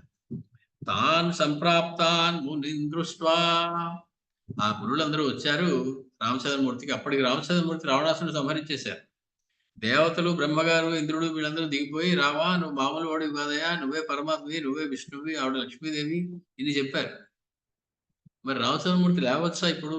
వాళ్ళు వచ్చి ఆయన కాళ్ళ మీద పడాలి. కానీ రామచంద్రుడి దగ్గర అలా ఉండదు. అదే ఆయన గొప్పదనం. నువ్వు విష్ణువి అని అప్పటికే లోకానికి అందరికీ తెలిసిపోయింది. అయినప్పటికీ ప్రస్తుతం ప్రజలని పాలించే ఒక రాజులాగా మానవ రూపంలో ఆయన సింహాసనం మీద కూర్చుని ఉన్నారు. వీళ్ళందరూ వచ్చారని చూడగానే ప్రత్యుత్థాయ కృతాంజలి, ప్రత్యుత్థాయ, పెద్దవాళ్ళు ఎవరైనా వస్తే ప్రాణాలు ఉత్క్రామంతి ప్రాణాహ, వాళ్ళని చూడగానే ప్రాణాలు పైకి పోతాయి. వాళ్ళు వచ్చి కూర్చొని కాస్త మన ఆతిథ్యం స్వీకరించడానికి అప్పుడు మళ్ళీ మన ప్రాణాలు వచ్చి మన లోపల చేరతాడు. అంటే అంత కంగారు పడిపోతారు పెద్దవాళ్ళు ఎవరైనా వస్తే. ప్రత్యుత్థాయ కృతాంజలి, రెండు చేతులు జోడించి రామచంద్రమూర్తి నమస్కారం చేసి వాళ్ళకి పాద్య అర్ఘ్యాదివి ఆనర్స్య, వాళ్ళకి అర్ఘ్యపాద్యాదులు సమర్పించి గాం నివేద్య చ సాదరం, వాళ్ళకి అనేకమైనటువంటి గోవులను కూడా దానంగా ఇచ్చి సాదరంగా వాడికి సమర్పించి రామో అభివాద్య, వాళ్ళకి నమస్కారం చేసి ప్రయత ఆసనాన్యాది దేశ, వారికి తగినటువంటి సముచితమైనటువంటి ఆసనాలను చూపించి వారందరినీ విశ్రమించవలసిందిగా, కూర్చోవలసిందిగా అభ్యర్థించారు రామచంద్రమూర్తి.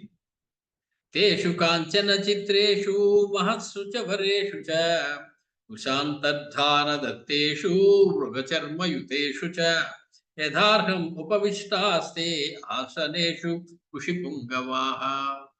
బంగారాసనాలే, కానీ వాళ్ళు అలా కూర్చోరు. పెద్దవాళ్ళు ఎవరైనా వచ్చారనుకోండి, మనం ఆ రోజు కూర్చునే కుర్చీలో వాళ్ళు కూర్చోబెట్టాం, దానిలో పట్టు చీర వేస్తాం, వేసి బాబు మా ప్రభు ఇందులో కూర్చోండి అంటాం. కొత్త చీర వేస్తాం, కొత్త బట్ట కప్పుతాం దాన్ని. ఒక్కొక్కరికి ఒక నియమం. వీళ్ళందరూ కూర్చోవడానికి ఆ బంగారు సింహాసనాల మీద దర్భ చాపలు వేశారు. కొన్ని చోట్ల మృగ చర్మములు వేశారు, లేడీ చర్మము మొదలైనటువంటి వేశారు. ఈ కుశలు దర్భలతో చేయబడినటువంటి ఆసనాలు కొందరికి వేశారు. మొత్తానికి ఈ కాంచనమయమైనటువంటి సింహాసనాల్లో వాళ్ళందరూ కూడా ఆసీనులయ్యారు. రామేణ కుశలం పృష్టాః సశిష్యాః సపురోగమాః మహర్షయో వేద విదో రామం వచనమబ్రువన్. రామచంద్రమూర్తి ఏంటి కుశల ప్రశ్నలు వేశారు వాడు. రామచంద్ర, బరడలిక తగ్గిందా? అంత యుద్ధం చేసావు కదయ్యా, అన్ని రోజులు చేసావు కదా, ఎన్ని ఒప్పు దిప్పులు పెట్టాడయ్యా రావణుడు, బరడలిక తగ్గిందా నాయన? ఆరోగ్యంగా ఉంటుందా నీకు? సశిష్యాః సపురోగమాః, ముందున్న వాళ్ళతోటి శిష్యులందరితోటి కలిసి వాళ్ళందరూ మహర్షయః వేద విదః రామం వచనమబ్రువన్. వేద విధులైనటువంటి ఆ మహర్షులందరూ కూడా రామచంద్రమూర్తిని ఒక ప్రశ్న అడుగుతున్నారు. కుశలం నో మహాబాహో సర్వత్ర రఘునందన త్వాం తు దిష్ట్యా కుశలినం పశ్యామో హతశాత్రవం. రామచంద్రమూర్తి క్షేమంగా ఉన్నాడని చెప్పగానే వాళ్ళందరూ అన్నారు, మేమందరం కూడా చాలా క్షేమంగా ఉన్నాం రామచంద్ర, చాలా సుఖంగా ఉన్నాము. నువ్వు సుఖంగా ఉన్నావు, క్షేమంగా ఉన్నావు అనే వార్త తెలిసి మేము శత్రువులందరినీ సంహరించినటువంటి నువ్వు క్షేమంగా ఉన్నావు అని తెలిసి మేము చాలా ఆనందపడుతూ ఉన్నాము. దిష్ట్యా త్వయా హతో రాజన్ రావణో లోక రావణ. మా అందరి అదృష్టం కొద్దీ రామచంద్ర, నువ్వు రావణాసుడు అంతటి వాడిని సంహరించావు. దిష్ట్యా అంటే దైవవశాత్ అని అర్థం. దిష్ట్యా అంటే రాముడు దేవుడే, కానీ ఆయన సంకల్పం మానవుడిగా ఉన్న ఆయన ఒక్కడి సంకల్పం సరిపోలేదు. అందుకనే ఎంతో మంది సహాయకులుగా ఉన్నట్టుగా ఏర్పాటు చేసుకుని రావణ వధ చేయడం సంభవించింది. కాబట్టి ఏదైనప్పటికీ అదృష్టం కొద్దీ రామచంద్ర నువ్వు రావణాసురుడిని సంహరించావు. దిష్ట్యా త్వయా హతో రాజన్ రావణో లోక రావణ. లోక రావణుడు అయినటువంటి రావణుడు. రావణ అనేటువంటి మాటకి అర్థం రోదయతి ఇది రావణ, ఏడ్పించేవాడు అని అర్థం. లోకాలన్నింటి ఏడ్పించేటువంటి ఆ ఏడ్పించేవాడిని, లోక రావణుడు అయినటువంటి రావణాసురుణ్ణి రామచంద్ర నువ్వు సంహరించావు దైవవశం వల్ల. నహి భారః సతే రామ రావణ పుత్ర పౌత్రవాన్ సధనుస్త్వం హి లోకాన్ త్రీన్ విజయేథాన సంశయః. నువ్వు సులువుగానే సులాగ్గానే విలాసంగానే జయించావని మేము అనుకుంటూ ఉన్నాం. ఎక్కువగా నువ్వు భారం దీని గురించి పడ్డట్టుగా మాకేమీ అనిపించడం లేదు. నీ చేతిలో ఆ ధర ఉందే, కోదండం, అది చేతిలో ఉంటే రామా ఒక లంకానగరం ఏమిటయ్యా, ముల్లోకాలని కూడా నువ్వు నిస్సంశయంగా జయించగలవు, నీకు అంతటి ప్రతాపం ఉన్నది అని మేము అనుకుంటూ ఉన్నాం. దృష్ట్యా త్వయా హతో రామ రావణో రాక్షసేశ్వరః దిష్ట్యా విజయనం త్వద్యా పశ్యామః సహ సీతయా లక్ష్మణేన చ ధర్మాత్మన్ భ్రాత్రా త్వద్ధితకారిణా. భగవత్ సంకల్పం వల్ల, దైవవశం వల్ల, అదృష్టం వల్ల రావణుడు సంహరించబడ్డాడు. మేము విజయుడమైనటువంటి నిన్ను, సీతమ్మతో కూడి విజయుడమైనటువంటి నిన్ను మళ్ళీ ఇవాళ దర్శించుకోగలుగుతూ ఉన్నాం. లక్ష్మణుడితో పాటుగా ధర్మాత్ముడైనట్టు, ఓ ధర్మాత్ముడా, నీకు హితము చేసినటువంటి లక్ష్మణ స్వామితో సహా నిన్ను దర్శించుకునేటువంటి అదృష్టం మాకు పట్టిందయ్యా. మాతృభిః భ్రాతృ సహితం పశ్యామోద్య భయం నృప. మా అదృష్టం ఏం చెప్పమంటావు? బ్రహ్మము యొక్క అవతారములకు కారణమైనటువంటి మాతృమూర్తి ఆ కౌసల్యని కూడా మేము ఇవాళ చూడగలుగుతున్నాం. మీ తల్లుల్ని దర్శనం చేసుకోగలుగుతున్నాం ఇవాళ మేము. మీ సోదరులందరినీ కూడా మేము చూడగలుగుతున్నాము. దిష్ట్యా ప్రహస్తః వికటః విరూపాక్షః మహోదరః అకంపనః దుర్ధర్షః నిహతాస్తే నిశాచరాః. ఎంతెంత బలవంతులైనటువంటి రాక్షసులను సంహరించారయ్యా మీరు రామచంద్ర. అకంపనుడా, దుర్ధర్షుడా, ఆమ్, ప్రహస్తుడా, వికటుడా, విరూపాక్షుడా, మహోదరుడా, ఆహాహా, ఎంతెంత బలవంతులైనటువంటి రాక్షసులని మట్టు పెట్టావయ్యా. యస్య ప్రమాణాద్ విపులం ప్రమాణం నేహ విద్యతే దిశ్యాతే సమరే రామ కుంభకర్ణో నిపాతితః. ఎవడి యొక్క పరిమాణము శరీరము ఎంత పెద్దది అంటే ఇంత పెద్దది అని చెప్పలేము. ఇది ఎంత పెద్దదిగా ఉంటుందండి కుంభకర్ణుడి శరీరం అని పౌలిక చెప్పడానికి ఇంకొకటి ఏదీ లేదు. అంత పెద్ద శరీరం కలిగినటువంటి, అంత మహాకాయుడైనటువంటి రాక్షసుడు ఇంకోడు ఉన్నాడు, వాడు వేరు. అంత పెద్ద శరీరం కలిగినటువంటి ఈ కుంభకర్ణుని కూడా నువ్వు సంహరించావయ్యా యుద్ధంలో. త్రిశిరాశ్చ అతికాయశ్చ దేవాంతక నరాంతకౌ దిశ్చాతే నిహతే రామ మహావీర్యాః నిశాచరాః. త్రిశిరసుడు, అతికాయుడు, దేవాంతకుడు, నరాంతకుడు వీళ్ళందరూ కూడా అదృష్టవశం వల్ల, దైవ సంకల్పం వల్ల రామచంద్ర నీ చేత సంహరించబడ్డారు. అయిపోలేదు ఇంకా, కొనసాగుతూనే ఉంది చిట్ట. కుంభశ్చైవ నికుంభశ్చ రాక్షసౌ భీమదర్శనౌ దిశ్యాతౌ నిహతౌ రామ కుంభకర్ణ సుతౌ వృధే. కుంభకర్ణుడితో పాటు వాడి కొడుకులు ఇద్దరు, కుంభుడు నికుంభుడు, వాళ్ళిద్దరినీ కూడా భయంకరమైనటువంటి ఆకారం కలిగినటువంటి వాళ్ళని కూడా సంహరించావు. అంతేకాదు యుద్ధోన్మత్తశ్చ మత్తశ్చ కాలాంతరయమోపమౌ యజ్ఞకోపశ్చ బలవాన్ ధూమ్రాక్షో నామ రాక్షసః. యజ్ఞకోపుడు అనేటువంటి రాక్షసుడు, ధూమ్రాక్షుడు, యుద్ధోన్మత్తుడు, మత్తుడు, ఇలాగా యముడితో సమానంగా ఉండేటువంటి, అందరినీ సంహరించేటువంటి అనేక మంది రాక్షసులని సంహరించేవై కదా. కుర్వంతః కదనం ఘోరం ఏతే శస్త్రాస్త్ర పారగాః అంతక ప్రతిమైః బాణైః దిష్ట్యా వినిహితాః త్వయా.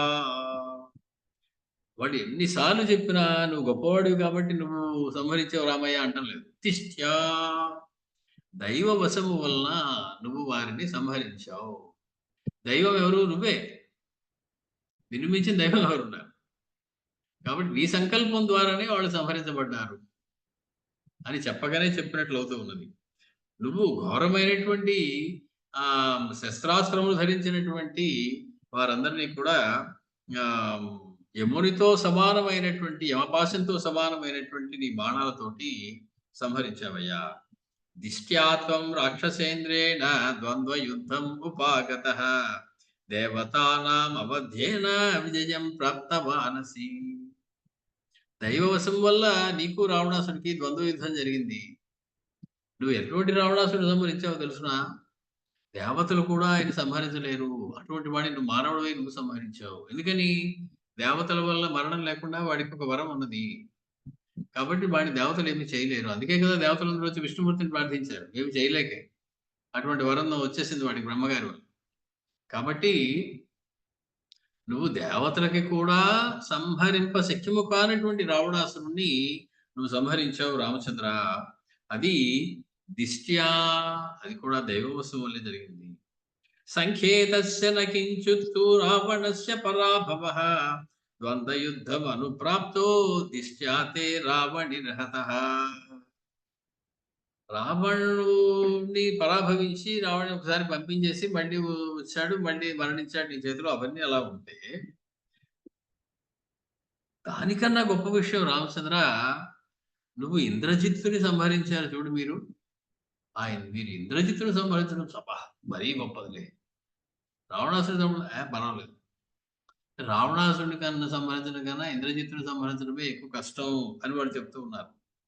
దిశ్యాతస్య మహాబాహు కాలస్యేవాభిధావతః ముక్తః శరరిపోర్వీరః ప్రాప్తశ్చ సురరిపోర్వీర ప్రాప్తస్య విజయస్త్వయా. వాడు కాలపురుషుని వలె మొత్తం వానరసేన అందరినీ సంహరిస్తూ ఉన్నటువంటి సమయంలో, వాళ్ళందరూ కకావికలై పారిపోతున్నటువంటి సమయంలో ఆ రావణాసురుణ్ణి నువ్వు ఇట్టి విడిచిపెట్టేసి ఇవాళ నువ్వు నీరసంగా ఉన్నావు, వెళ్ళిపోయి ఇంటికెళ్ళి బందుగా వేసుకుని మంచి బలమైన ఆహారం తీసుకుని, మంచి గుర్రాలు, రథాన్ని తీసుకొని రేపు రాపో, రేపు నేను చూపిస్తాను నా శక్తి ఏమిటో అని చెప్పి వదిలేసి పంపించేసావేమిటయ్యా అలాగా? ఎంత నీ మీద, నీ పరాక్రమం మీద నీకు విశ్వాసం లేకపోతే అలా చేయగలవు. కాబట్టి అభినందామతే సర్వే సంసృత్యేంద్రజితో వధం. కానీ నీకు మా అభినందనలు మాత్రం దానికి కూడా కాదు. ఇంద్రజిత్ సంహారం జరిగిందే దానికి నీకు మేము అభినందనలు తెలియజేస్తూ ఉన్నామయ్యా. కారణం సహ అవధ్య, వాడెవ్వడి చేత మరణించే రకం కాదు.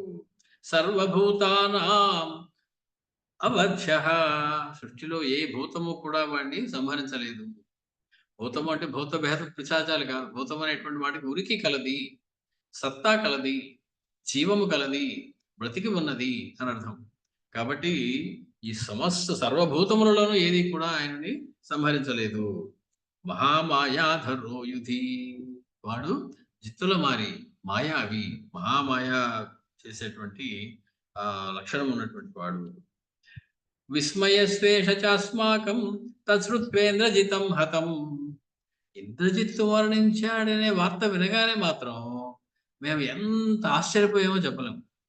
రావణాసుడు చంపబడ్డాడు అన్నప్పుడు కూడా మాకంత ఆశ్చర్యం కలగలేదు. ఇంద్రజిత్తు సంభవించబడ్డాడే అంటే మేము ఇంకా అయ్యో బాబు ఏం పని చేశారు రామచంద్రమూర్తి అని మేము చాలా ఆనందపడిపోయాం. ఏతే చ అన్యే చ బహవః రాక్షసాః కామరూపిణః దిష్ట్యా త్వయా హతా వీర రఘూణాం కులవర్ధన. మళ్ళీ దైవవశం వల్ల వీళ్లే కాదు, ఇంకా అనేక మంది రాక్షసులు ఓ రామచంద్ర, ఓ రఘువంశ కులవర్ధనుడా నీ చేత సంహరించబడ్డారు. దత్వా పుణ్యామిమాం వీర సౌమ్యామభయద అభ్యదక్షిణాం దిష్ట్యా వర్ధసి కాకుత్స జయేన మిత్రకర్షణః. నువ్వు మాకు అభయప్రదానం చేసావు, వాళ్ళని సంహరించి మాకేమీ భయం లేకుండా చేసావు. కాబట్టి మేము నీకు దీవెనలు ఇవ్వడానికి వచ్చాము. ఏమని? దిష్ట్యా వర్ధసి కాకుత్స, దైవవశం వల్ల నువ్వు ఇంకా చాలా కాలము వర్ధిల్లుగాక, జయము పొందుగాక, శత్రుంజయుడు ఓగాక అని చెప్పి నీకు వరం ఇవ్వడం కోసం మేము వచ్చాము. సుత్వా తు తేషాం వచనం ఋషీణాం భావితాత్మనాం విస్మయం పరమం గత్వా రామ ప్రాంజలిరబ్రవీత్. వాళ్ళ మాటలన్నీ విన్నాక ఆశ్చర్యపోవడం రాముల వారి వంతైంది. మేము ఆశ్చర్యపోయాం వాళ్ళు చెప్తున్నారు. ఇప్పుడు రాముల వారు ఆశ్చర్యపోతున్నారు. 2 చేతులు పెట్టి నమస్కరించి వాళ్ళతో అడుగుతున్నారు, మీరు అలా అంటుంటే నాకు చాలా ఆశ్చర్యంగా ఉందండి. నీకెందుకయ్యా ఆశ్చర్యం? రామచంద్రమూర్తి చెప్తూ ఉన్నారు, మీరు అడిగిన దానిలో ఒక చిన్న మెలిక ఉంది కాబట్టి నాకు చాలా ఆశ్చర్యం కలిగిస్తూ ఉన్నది అని చెప్పి ఒక ప్రశ్న అడగబోతూ ఉన్నారు. దానికి సువిస్తరమైనటువంటి సమాధానం రాబోతూ ఉన్నది. మనం మొదటి సర్గలో ఒక 34 శ్లోకాలని మనం పూర్తి చేసుకున్నాం. వారు వచ్చి రామచంద్రమూర్తిని పొగడ్డమే కాకుండా ఇంద్రజిత్తుని బాగా పొగిడారు. రావణ వధ కన్నా ఇంద్రజిత్తు వధ చూసి మేము ఎక్కువ ఆశ్చర్యపోయామన్నా కానీ ఆశ్చర్యపోయిన రామచంద్రమూర్తి రావణాసుడి కన్నా ఇంద్రజిత్తు వధకే మీరు ఎక్కువ ఆశ్చర్యపోయారంటే నాకు ఆశ్చర్యంగా ఉందయ్యా అని చెప్పి 2 చేతులు జోడించి వినయంగా ఒక ప్రశ్న అడుగుతూ ఉన్నారు రామచంద్రమూర్తి. ఆయన ప్రశ్న అడిగితే ఎంత వినయంగా అడుగుతారో మనకు తెలుసు. పొరపాటు అనుకోకపోతే, మీరు నన్ను ఏమీ తప్పుగా అర్థం చేసుకోకపోతే, సమాధానం వినే అర్హత నాకు ఉందని మీరు అనుకుంటే, ఒక చిన్న ప్రశ్న అడుగుతాను, దానికి సమాధానం చెప్తా. అంత బాగా అడుగుతారు రామచంద్ర. ఆయన ఏ ప్రశ్న అడగబోతున్నారు, వాళ్ళు ఏం సమాధానం చెప్పబోతున్నారు అన్నది మనం రాబోయే మంగళవారం నాడు రాత్రి 7 గంటలకి కలుసుకొని చెప్పుకుందాం. మంగళం కౌసలేంద్రాయ మహనీయ గుణాత్మనే చక్రవర్తి తనూజాయ సార్వభౌమాయ మంగళం. వేద వేదాంత వేద్యాయ మేఘశ్యామల మూర్తయే పుంసామోహన రూపాయ పుణ్య శ్లోకాయ మంగళం. స్వస్తి.